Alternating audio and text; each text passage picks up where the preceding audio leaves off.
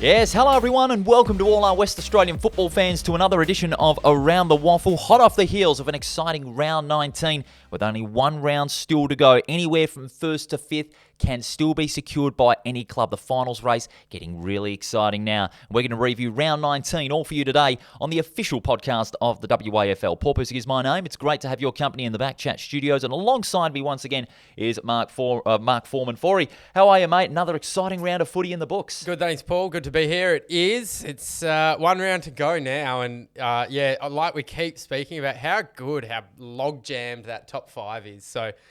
Really cool. An interesting set of results from the weekend too. Absolutely. Not just from Revo Fitness Stadium, but also in Mandurah and also up at Fremantle Oval as well. Now, before we do get to the games, and also we're going to be speaking to East Fremantle coach Bill Monaghan in just a moment following their win over Perth. It is hammer time for 2 more years for you. Hamish Brayshaw, the co-captain of East Perth, is staying a Royal until the end of 2025. Saw that, and a huge news for them as well. It was great to speak to him the other week.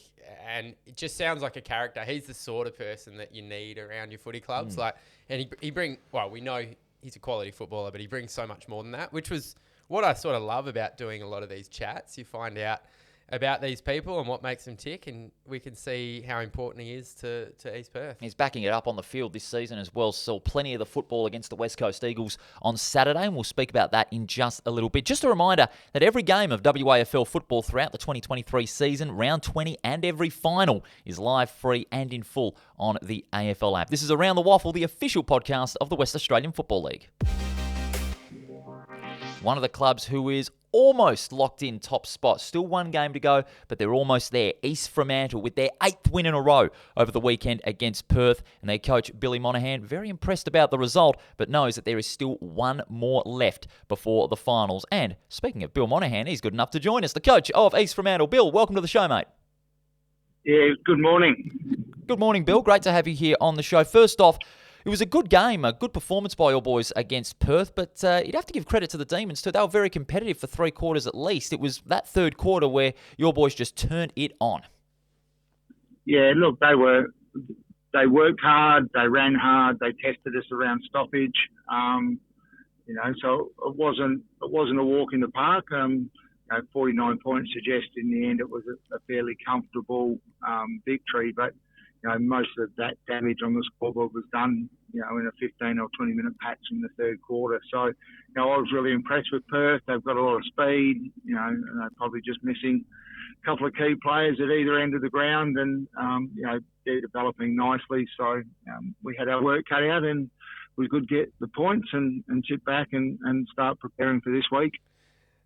Bill, final game of the season coming up, and you're playing one of the contenders for the premiership this year. Is that a good thing, or do you prefer to finish the season with perhaps I suppose there's no easy games, but would you rather play one of the trendsetters or one of the lowly teams as you head into the finals?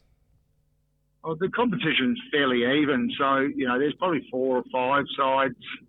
If you look at a couple of sides outside of the top 5 in West Perth, and Swans have been in pretty good form. So, there's not too many easy games, and you have to be, on your game from the start, or, sides can get you at any stage. So, look, is it a good thing? I'll tell you at 5 o'clock on Saturday afternoon. If we get up and we win and we lock away top spot, then it's probably a blessing. And if we lose and drop down to second or third, then I'll probably say, it would have been nice to play, someone where we could have got a victory. So a lot of it will be hindsight and reflecting afterwards. Hindsight is a wonderful thing, as they say. I'm just want to talk about one of your players, Bill, who was impressive over the weekend and has been throughout the season. Fraser Turner, coming from South Adelaide to join East Fremantle this season. A lot of people have rated him pretty highly this season. He's a very solid footballer, and he's proven that with his form this season. Yeah, look, he's been very good all year. He runs hard, works hard. Like all our players, there's a few things in his game that he's constantly working on, and we're working with him to be the best version of himself. But 37 touches, 5 or 6 clearances. Ran hard all day. He was very good for us on the weekend. Bill, you've been around the WAFL for quite some time now. I wanted to look more broadly at the competition itself. Perhaps the crowd numbers aren't well, no, they're not what they once were. How do you see the strength of the WAFL at the moment? I think it's a fantastic competition. Unfortunately, like a lot of second-tier competitions around the world, and in Australia with some of the competitions we have here, that you don't get a lot of funding, you don't get a lot of crowd.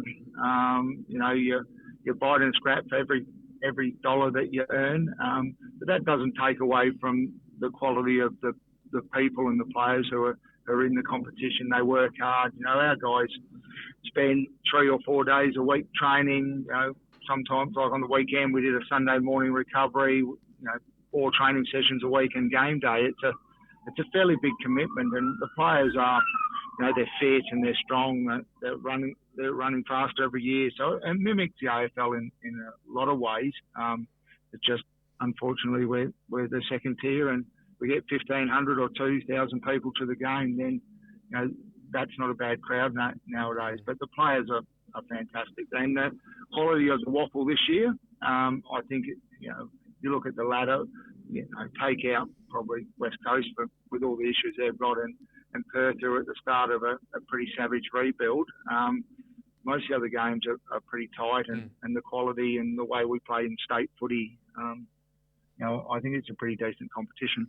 And it's certainly a very open one, as you see on the ladder, with all positions in the 5 not safe until the end of round 20. Bill, congratulations on another great regular season thus far for East Fremantle. All the best for the game against Subiaco in round 20. It's going to be an absolute beauty. Thanks for your time. No worries, guys. Thanks for having me. That was Bill Monaghan, the coach of the East Fremantle Football Club. And I have to say, he's really been that huge difference for East Fremantle. They'd been in the doldrums for a long time, the Sharks. The Genesis formed in 2021, got a couple of big wins late, preliminary final last year. And I'd have to say, if he's not Coach of the Year this year, then something is wrong. He's just continuing on that success and getting so much more out of his players. And, if they lock up top spot in the ladder in a week off, it's well-deserved. Oh, it is. They've been really quality this year. And you're right. We know that Bill Monaghan has a good track record of coaching and successfully coaching at this level. I think it was just before he went to East Fremantle. He was in a grand final with West Perth. And won a flag 10 years ago with them. Yeah, so we know he can do it, and it's great to have people like that remain in the competition and stay around. It's awesome that he's still got the passion for it, and he's clearly passing on some gems of wisdom to the Sharks players. Absolutely, and it's paid off very, very well this season with top spot almost there for East Fremantle. All they have to do is beat Subiaco on Sunday, and it is theirs for their keeping. Of course, that game and all games in round 20 this weekend is live, free, and in full on the AFL app. If you can't make it to the game, there's your source for the best WAFL action. This is Around the Waffle. Paul Persick and Mark Foreman. Let's get to games for round 19. We'll start off at Revo Fitness Stadium. Claremont just too good for Swan Districts. They needed to win to stay in the 5 and keep their hopes intact. They did just that, and it was Jai Bolton and Alex Manuel who led the way. Alexander Manuel in particular, he was very effective up forward, 4 goals. And Jai Bolton, there's been a lot of talk about him, his effectiveness when it comes to his disposal. He put those questions to bed on Saturday. It was one of his more better games this season. Yeah, and that's a case of making the most of your opportunities, particularly for Manuel, who's kicked 4 goals from 6 kicks. So that's efficiency, and Jai Bolton, Sandover medalist, he can clearly play the game. So finally, that's arrested the momentum for Claremont. It was up to 4 straight losses. Yeah, exactly. And so slightly confusing, but they took a physical approach, as they often do with Swan Districts. They they did target Jesse Turner a little bit, tried to rough him up. He still found the footy a bit, but they're a physical side, Claremont, and I suspect that was probably the message. When you're on a losing streak like that, what can you control? Obviously, you can't control what the other team does, but I think the message must have been, let's bring a real physical presence, try and bash them up a bit. Absolutely, and Swan Districts, unfortunately, just had no answer. Despite the likes of Turner and Clark finding the football a lot. Clark had the 29 touches. Jackson McLaughlin, he had the 25. But Swan Districts, they just could not find a direct counter to Claremont's physical pressure, and that's what outdone them in the end, their own undoing, and cost them a finals berth. But I will say Thomas Edwards, again up forward, sensational, also kicked the 4 goals. He's finishing off the season with a flourish in front of the goal square. Yeah, so I was speaking to my regular sources at Swan Districts, and they were watching this game again, and they are just so excited about what Tom Edwards is bringing to this team. Like you said, he's kicked 4, but he took 5 marks. He was strong in the air. He has a strong presence, and when he wasn't marking it, he was bringing it to ground. Doing the things a good forward does. So they've got a ripper there. They certainly have. Just looking at those matches, the last few matches that he has been dominant on the scoreboard, round 14-4. Round 15-3, and only kicked 2 goals in 2 games in round 17 and 18. And then he's gone on and kicked another 4. Is that a sensational season up forward? Yeah, and we know that some of his goals have been quite clutch. Yes, one of them the siren. Exactly right. So one of them after the siren, but he's also kicking important goals. One of those games he kicked 4 goals. They're all in the last quarter. That's right, against Subi. Yeah, to come from behind and beat Subi. So a talented player, but what seems to be a player with a lot of composure and excitement to his game too, a bit of flair. But that's what a lot of the other Swan Districts players kind of lacked, to be honest with you, on that Saturday against Claremont. And Claremont, with that physical approach, as he said, really took the heart out of Swan Districts in that game. But I'll tell you what, Claremont, they'll still have it all to do. They'll still have to win against Perth in round 20 to hold on to 5th place. Speaking of Perth, well, they had a very good 3 quarters again, but as Bill said, it was just that 15-minute burst in that 3rd quarter that got the job done for East Fremantle. They were victorious by 49 points, 17-10 to 9-9. Top spot all but locked in for you, especially with the work of Fraser Turner in midfield. Jackson McDonald again was sensational in the clearances, but it was a day out for Cody Leggett. 7 goals. Incredible. So again, making the most of his opportunities, and that's to do that, particularly with at the time 2 games to go in the year. Getting some form under the belt, that's unreal. So he's taken 8 marks as well, and a good strong presence for the Sharks up forward. And well done to Perth. They had a bit of a shocker of a start of a first quarter, but for a young team to sort of compose and hang around, I think they might have even won the second quarter. And then, against the trendsetters of the comp, I think they can take a lot away from that game. Especially with the return of a couple of players that really bolstered the side. They are getting players back at this time of the year, and that's going to really help Perth put in a lot more competitive efforts, because injuries and a lack of depth really has hurt them. But we sort of expected that, because Perth were on this huge rebuild that's going to go for about 3 or 4 years until they can be really successful again. But Dakota Baldwin-Wright in particular was sensational, getting those 32 hit-outs. Yeah. His follow-up work was very, very good. Trent Manzoni, the former West Perth player, again seeing a lot of the footy along with Charlie Thompson and Corey Byrne. And East Fremantle, their forward line was particularly undermanned. Alexander Montalban ruled out late, and also Braden Lawler ruled out late. You've also got no Jonathan Marsh, who is a bit of a question mark whether he'll be back for round 20 or the second semi-final if East Fremantle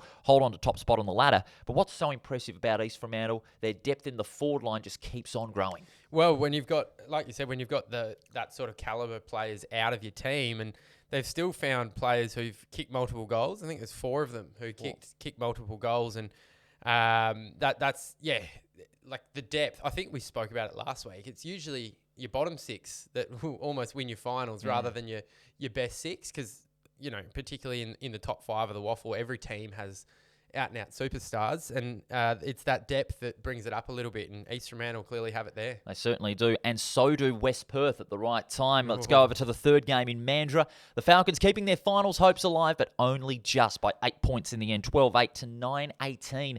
Peel Thunder, poor kicking in front of goal, could squarely be the blame for that 8-point loss. Yeah, when you kick 18 behind, it's not ideal. So, and a couple of players that you'd think would do better. Trav Collier kicked 0 goals 3. Yeah. Clay Hall, we know, is a quality player. He's kicked 2 behind. So, but you don't point the finger at specific individuals. When you kick 18 behinds, it was a team effort. It's funny how it can sometimes be contagious. Yeah. Like one misses and the other misses, and what happens when you kick multiple behinds, the other team so often goes down the other end, kicks a goal and just flattens you. And that happened on multiple occasions out at Lane Group. So huge win for West Perth, and credit to them for holding Peel to 1 goal in that final quarter. And they kicked 3 goals themselves as well. You also look at the likes of Tyler Keitel, who again found his form, 5 goals. He's on fire at this late stage in the season, past 50 goals in the Bernie Nalla medal for the WAFL goal kicking.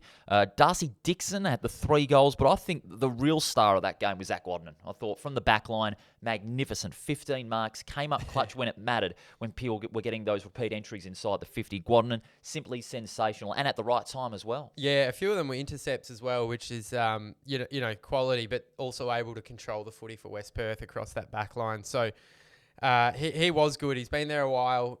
He brings quality to the side, and the more I look at it, the more you just sort of it's just such a shame that West Perth have left this run so late because they're knocking off some quality teams. They're playing good footy, but they've left too much to do a little too late. They now need to rely on Claremont to lose to lowly Perth. Easier said than done. If they're a chance, exactly. I mean, look, Peel could lose, but they'd have to lose by about 700 points to overturn that deficit. Not an impossible task, but pretty close to it. Yeah, I'd be surprised to see a 700-point deficit, Paul. But that'd be like in country footy. Exactly right. Yeah. So Claremont's the hope. They play Perth, and they'll probably win that. Where is that? Is that at Revo? That's at Revo Fitness Stadium. Yeah. So playing home as well. So unlikely. West Perth, obviously, it's not a foregone conclusion either. In the against their fierce rivals in East Perth.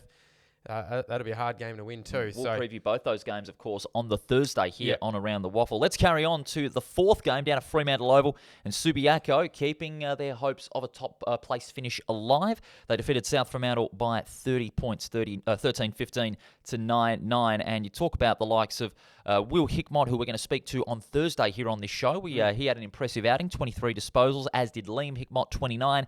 Stephen Gyro, he was impressive as well, the former South Australian, 9 inside 50s, and Zach Clark again setting up. I'd have to say that this is going to be a rough statement. I think his impact wasn't as great as some other games, but he was still very good, especially when being challenged by Jimmy Miller, who has been really thrust into that ruck role because South Fremantle, they just haven't got any number 1 forwards at the moment. No, and look, they'd have put the heat on Jimmy Miller to take it up to Zach Clark because he's been controlling games from the middle. So I didn't get to watch this one, but good to see that, it can at least be nullified. Like Zach Clark's been so dominant this year that he's been able to rip games away from opposition. So that probably gives a bit of hope to other teams as well to show that you can shut him down a little bit. But in saying that, still dominated the hit out, still found the footy a lot and was able to have somewhat of an impact. But well done to Jimmy Miller. He's had a good season. He has. And not just playing up forward, but also in the ruck as well. He had the 23 disposals. Tom Bletchenden with 24. But Subiaco, they just had too much firepower everywhere. Yeah. Luca Kentfield, a bit of a bolt from the blue when you think about it. He had 4 goals from the 7 touches, 2 goals each to Ryan Borchate and Jack Mayo and Ben Sokol. It's a rare glimpse in the form, a rare lapse rather, of the form that he's had late in the season. He was held to just the 2 behinds. But Subiaco, their depth everywhere, all class in that win at Fremantle Oval. And then finally, the 5th game out at Leederville Oval. No surprise, East Perth. They needed to win after that loss last week to East Fremantle, and they bounced back in a big way, 15-24 to 10-6 over the West Coast Eagles. They flooded the scoreboard, and it was again Hamish Brayshaw, a great all-round performance. That was the difference, joined as well by Christian Amajuri. He keeps getting it done. He's had 27 and kicked 3 from the midfield, Hamish Brayshaw. So, loving his footy. That's what I love about these sort of interviews that we do. You get to, meet the characters, and he's really enjoying his footy. And they had a lot of even contributors across the board, but West Coast, they weren't too bad. They didn't disgrace themselves. No, not at all. So, they were in touch at quarter time. It was a poor second quarter, which did it 5-1.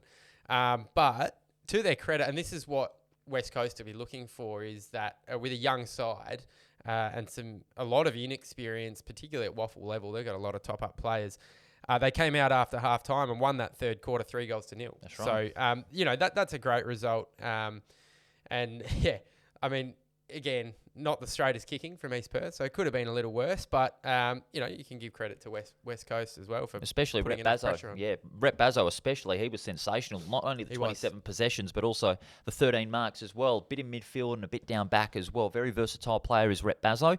Callum Jameson as well showed his class under pressure, and Jared Garlett with the 3 goals. So the Eagles didn't disgrace themselves, but East Perth just too much class everywhere up the ground. They can still get the double chance no matter what happens in round 20. Yep, they can, and that's exactly what they'll be looking for. And just on West Coast, it was really good to see that at the back end of the year, some of their AFL listed players having a real dip as well. I saw Isaiah Winder picking up a lot of footy. You mentioned Bazzo, Jamison's growing in confidence, we hope, and there was some really good contributors. Absolutely. A good sign there for the Eagles in 2024, but East Perth just too good. Let's go to the ladder. After round 19, 1 round still to go. East Fremantle on top, 13 wins, a game clear of Subiaco and East Perth, who are on 48 points.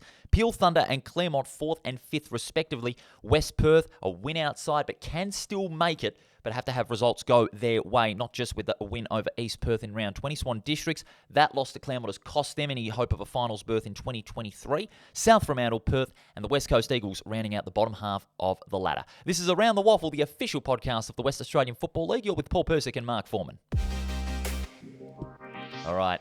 An exciting time for the votes. Your favourite. Absolutely. The votes for the Around the Waffle Player of the Year. Let's kick it off right. 1 vote, Stefan Gyro of Subiaco. 32 disposals, but also 9 inside 50s. His service to the forward line, impeccable. 2 votes, Fraser Turner of East Fremantle. Easily his best game. Wow. Easily his best game. I mean, his transition from South Australia to WA this season has been very, very good. He's really adapted to the WAFL style, and his clearance work too was so important for East Fremantle, especially in that third quarter. Yeah, it was. The thing I do with the votes, Paul, I like to not look at them before you give them to me, so I like to be surprised. So we go through these games.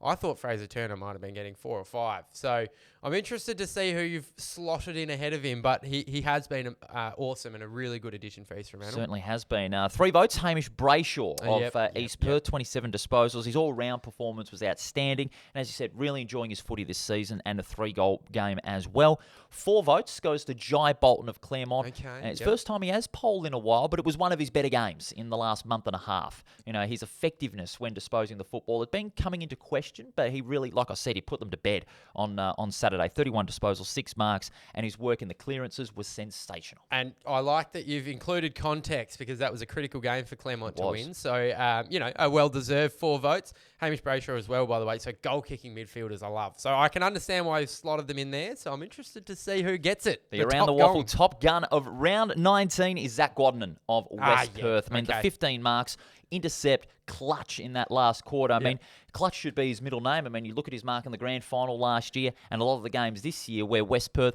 have been able to come back and win. One of those big hands has been Zach Guadnan, and the 15 marks really show. Yes, and I can understand this, and controlled it for West Perth, and that was a tight game as well. So certainly wasn't easy to find the footy against Peel, and he stood steadfast in defence for the Falcons. He certainly did. Let's go to the leaderboard after round 19. Aidan Clark and Zach Clark both failed to poll, but they still retained the top 2 placings. Aidan Clark from Swan Districts leads, and it's Zach Clark on 16 for Subiaco in second. Jai Bolton's up to third with those 4 votes. He's got 15. Tyler Keitel on 12. Those 4 are now the only ones remaining that can win the Around the Waffle Player of the Year. Jarvis Pena on 11, Mitch Crowden on 10, Luke Meadows, Milan Murdoch on 9, and Hamish Brayshaw rounding out the top 10 on 8. So it's down to 4 with just 1 round remaining. And 4 quality players too. I reckon Clark will win it. Which Clark, though? No, I'm not telling. Oh, you're keeping it in suspense, aren't you? I'm just hedging my bets. No, Aidan Clark's had an awesome season. So he and particularly with our interaction on this podcast with some of the Swan Districts fans and the coach last week as well, it's been really cool to learn about the young players that they've got coming through, and he's had a fantastic season. Certainly has. Yeah. Let's get our fans involved in that discussion. Now, those 4 players, those top 4 who will win the Around the Waffle Player of the Year? Let us know in the comments below or on our social posts as well, Facebook, Twitter, and Instagram. Is it Aiden Clark, Zach Clark, Jai Bolton, or Tyler Keitel?